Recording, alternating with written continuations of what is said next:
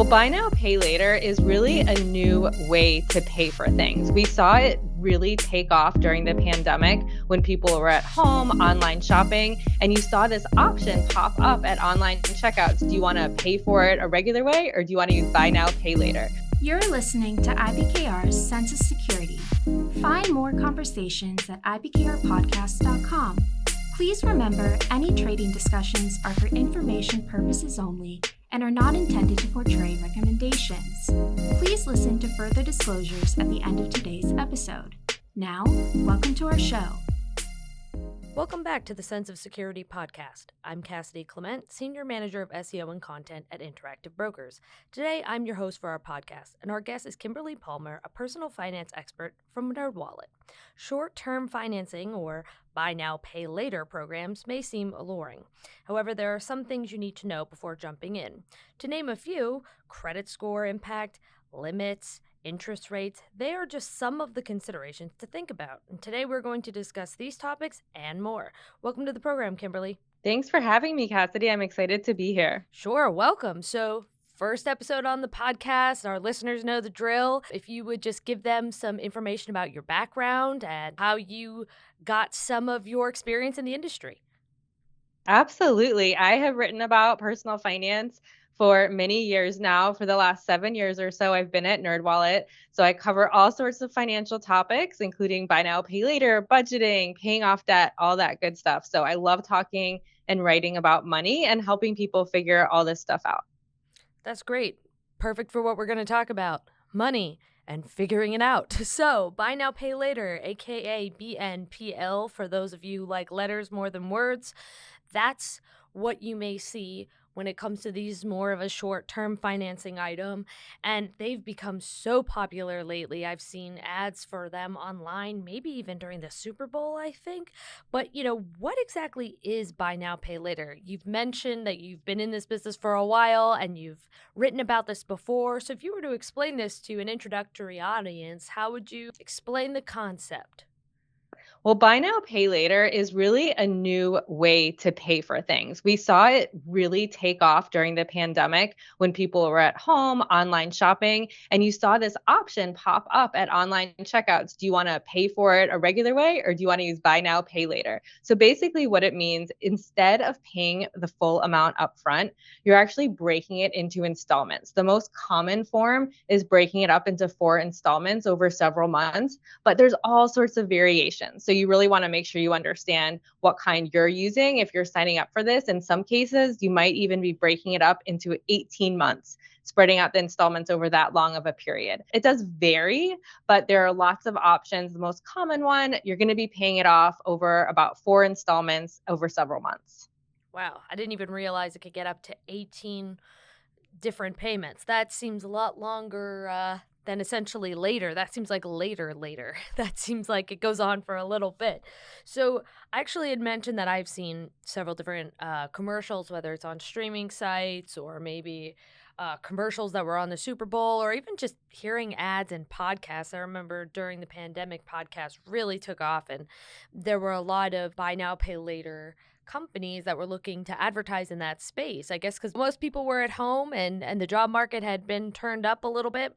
So what are some examples of companies or maybe programs that people would be really familiar with that maybe they would think, oh, yeah, I've heard of that, and I just thought it was a financial company, or maybe even at first glance, I thought it was a credit card.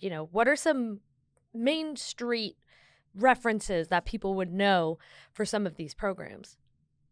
Well, yeah, there are so many. And I actually think a lot of these companies have become household names because of what you're talking about. We're just seeing them everywhere. So some of the more popular ones you might have heard of, Affirm, Afterpay, Klarna. And we're actually seeing, because buy now, pay later is so popular, some credit cards are offering a form of buy now, pay later, or what looks like buy now, pay later. So you might even already have access to this through a credit card you already have. You'll see a little option pop up on your credit card statement. Hey, do you want to break this up into installments? And so it's really taking off across the board. We're seeing it everywhere. And so I think more and more consumers are just getting used to it. And if you haven't used it yet, people are curious what it's all about.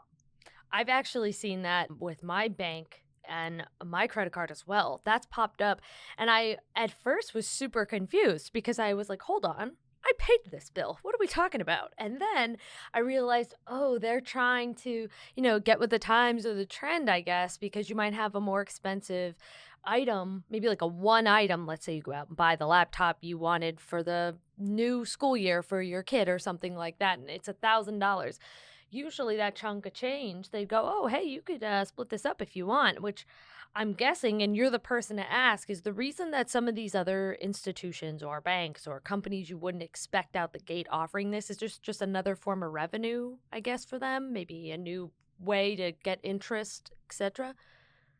Absolutely. So basically, retailers are partnering with these financial firms that offer buy now, pay later because it helps them land the sale. It makes it easier for consumers to actually check out and make the purchase if consumers have more options. I mean, convenience is everything for shoppers. And maybe you really want to buy something, but you don't have the cash. This can be a way, buy now, pay later can be a way to enable you to go ahead and make that purchase anyway. And so it is something that is very appealing, especially for people that don't have access to credit cards or don't have other ways of financing their purchases. So retailers are motivated to make that sale. And of course, all of the financial firms offering it are making money for various ways. And this is one reason consumers really want to dig in and understand exactly what they're signing up for, because in some cases, there are fees, interest payments folded into your installment plans, not always. And so you just want to make sure you really understand the fine print. That actually leads me into my next question, which is incredibly basic, but definitely the first thing in the mindset of a consumer who's new to the space. So, what are the real pros to a buy now, pay later financing system? Initially, people might think it's great. I buy it now, I pay for it later. That's a pro. But there's actually other items to it that may be a pro. You mentioned one of them, which is, credit accessibility. But what are some other ones that people may not think of initially? Well, first of all, it can be very convenient for shoppers. And so there's definitely a big positive there. If you really need to buy something, you don't have the cash, this offers you an option of going ahead and making that purchase and spreading it out. So that's the big appeal. But what you do want to be careful of is that you can still pay it off, because this is still a form of debt. I mean, it's still something that you're going to have to pay at some point, even if it's broken up into installments. And so from a consumer's perspective, while on the plus side, it's convenient and you're breaking up those payments, you don't have to pay it all up front. On the con side, you just want to be careful that you're not taking on too much, because if you do miss a payment, it can have negative repercussions, and it can just be very overwhelming quickly, just as any other form of debt can be. So I noticed that in my research, there were a few different, we'll say, repeating phrases that came up for the pros. Some of them were, of course, splitting up the payments, but in some ways, it was like 0% financing. So how would you exactly explain that to somebody who's researching this on their own, but maybe they don't have credit accessibility? So a lot of this terminology is fresh and new and not understandable. Yeah, I think that's such a good thing to zero in on, because in a lot of cases, when you're signing up for buy now, pay later, and you're choosing the most common option, which is, for example, breaking up the total cost over several months for installment payments, in a lot of cases, you're actually not paying fees and interest. It is as good as it sounds. You're just paying for it, but broken up into installments. And where you have to be careful is if you miss a payment, if you're spreading out those payments over a longer period, which can incur fees and interest. And so that's where consumers need to be more careful when there are extra costs that you're going to end up paying. But if you're doing the most common option, and this is why it's so popular, because it really is convenient. I mean, you're breaking up your payments over time. So as long as you stick to that most popular option that doesn't have those fees, doesn't have interest, it can be, in a way, as good as it sounds. The only catch is you're still paying it off at some point. So we're talking a very nice rose-colored glasses view of how this can go. Now let's talk about the flip side, which you mentioned a little bit, which is, hey, this is still debt. It's still hanging over you. So what are some of the cons of this financing structure? Well, the biggest con here is that you can get sucked into overspending because it is so easy to sign up for buy now, pay later. I mean, there's often not even a credit check. You can qualify right at checkout. Say you're doing a lot of spending at once because you're gearing up for a big life change or you just moved into a new apartment. So you're spending a lot and you're putting it all on buy now, pay later. All of a sudden, you could have massive amounts of installment payments coming due. And that can be so overwhelming. You could end up missing one. You could end up triggering interest that you hadn't planned on. And then you're not getting the benefits of a credit card. So if you qualify for a credit card and you use that credit card to make these purchases, you could potentially be building your credit score. You might even be earning rewards or cash back. And so there are a lot of built in benefits to using credit cards that don't necessarily come with these buy now, pay later options. So that's something else big to keep in mind.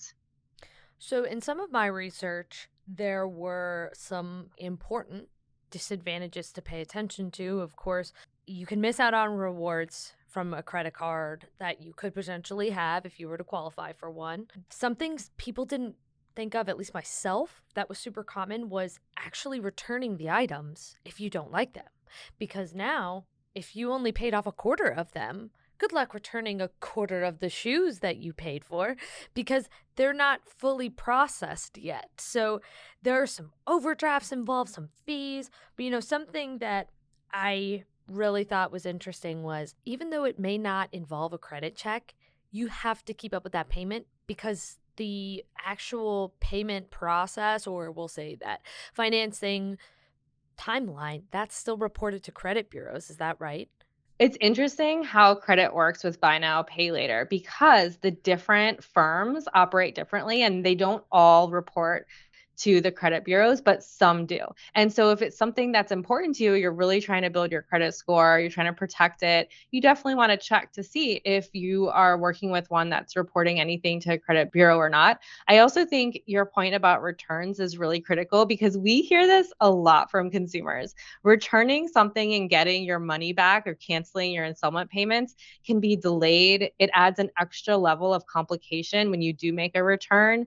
And I think that's something people forget about. And so as a shopper, as a consumer, you just want to be aware of all of that kind of extra hassle that you're potentially taking on. What about if you were to pay off something early? I don't know. Let's say it's bonus season and you use buy now, pay later for a gift. And you got that bonus and you're like, you know what? I'm going to use that to help pay off this gift I bought. Would you be able to pay it out ahead of time or would you be penalized maybe for an early payment? How exactly does that work if you're stuck? Not stuck, but it's kind of more of a contractual short-term financial contract more than it's just an installment payment that you mail in every month or email over. In general, you won't be penalized for paying off installment plans early, and you should be able to do that. However, if you're paying 0% interest, there's not really a good reason to pay it off early because, it's in a sense free money. However, a lot of people want to keep their financial lives a little bit simpler or as simple as possible. So you might want to just pay it off. I think one thing to keep in mind here as a consumer is just the extra hassle and paperwork involved. When you have buy now, pay later, you're juggling multiple due dates of these installment plans. You just need to keep track of it all. Whereas if you're using something like a credit card, in some ways it can be a little bit easier because all of your charges are going in one place. You log in, you check all of that. So I think that extra hassle and paperwork or digital paperwork involved is definitely something to keep in mind. Talking about keeping it all in one space, that's interesting because some of the other points that I found when collecting information on this was people talking about for the convenience factor, you tend to do buy now, pay later. It's convenient, it's easy, and you're able to maybe budget it out for the time that you need. But another thing is if you are somebody who likes convenience and you have automatic payments set up for most of these buy now, pay later scenarios, there are many cases of people not realizing that they're overdrafting their account because you're chunking these and they're not necessarily, we'll say, easy math all the time.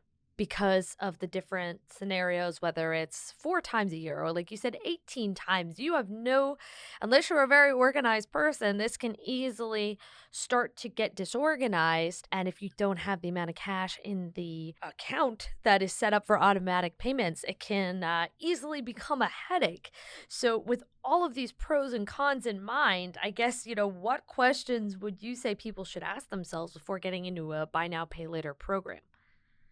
I think the first question consumers should ask themselves is if you really need this item, because often you might be in a situation where you don't have the cash or the credit to finance what you're buying, and you actually really need it, maybe for work or some reason you really need this item. That is, I think, where buy now, pay later can be a smart move for a shopper, because it's allowing you to access the item. And then as long as you stay on top of your payments and you have a solid plan for paying it back, it can be easy and it can be that convenience.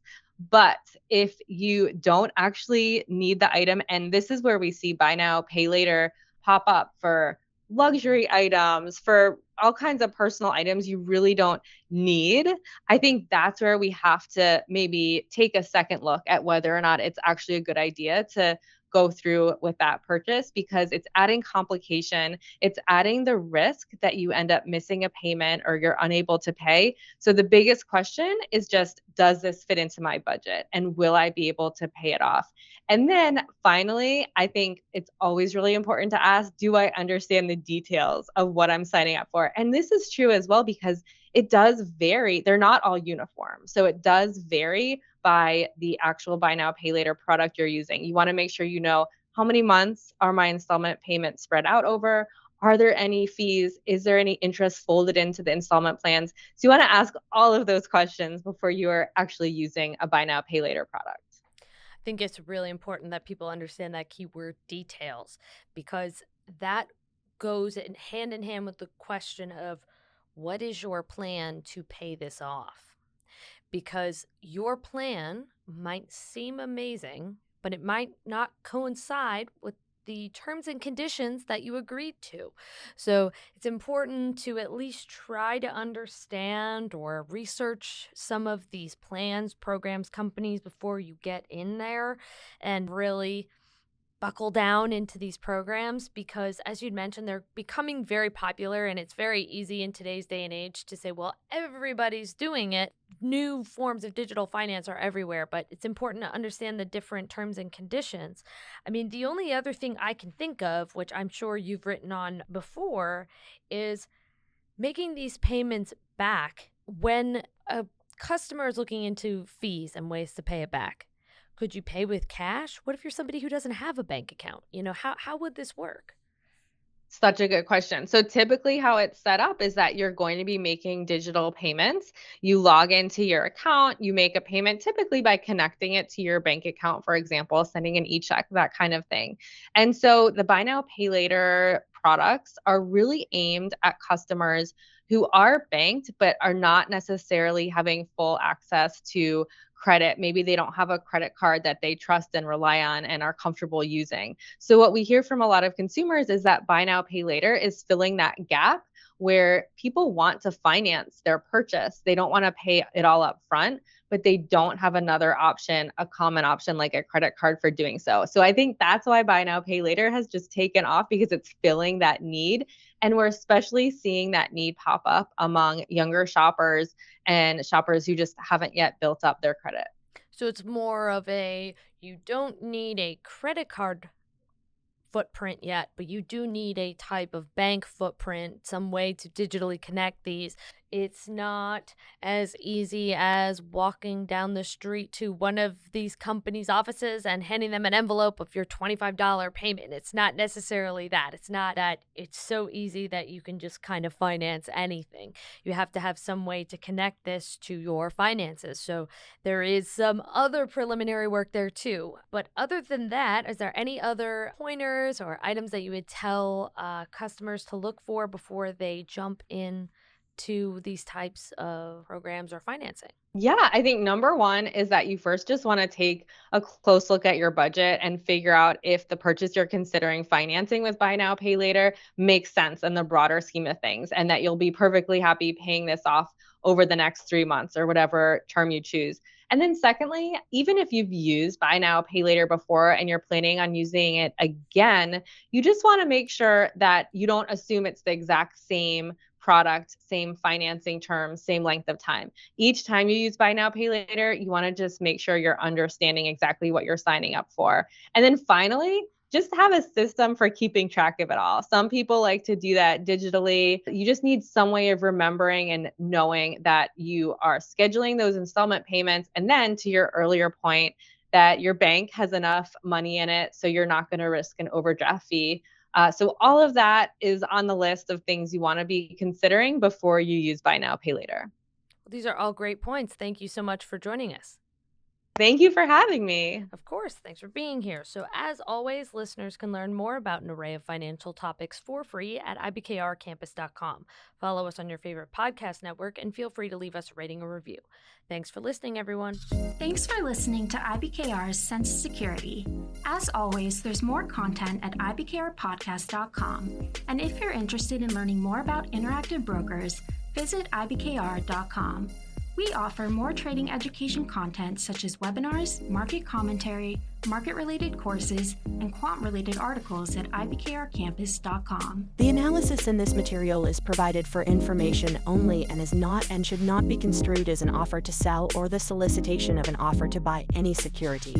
To the extent that this material discusses general market activity, industry or sector trends, or other broad-based economic or political conditions, it should not be construed as research or investment advice. To the extent that it includes references to specific securities, commodities, currencies, or other instruments, those references do not constitute a recommendation by IBKR to buy, sell, or hold such investments. This material does not and is not intended to take into account the particular financial conditions, investment objectives, or requirements of individual customers. Before acting on this material, you should consider whether it is suitable for your particular circumstances and, as necessary, seek professional advice.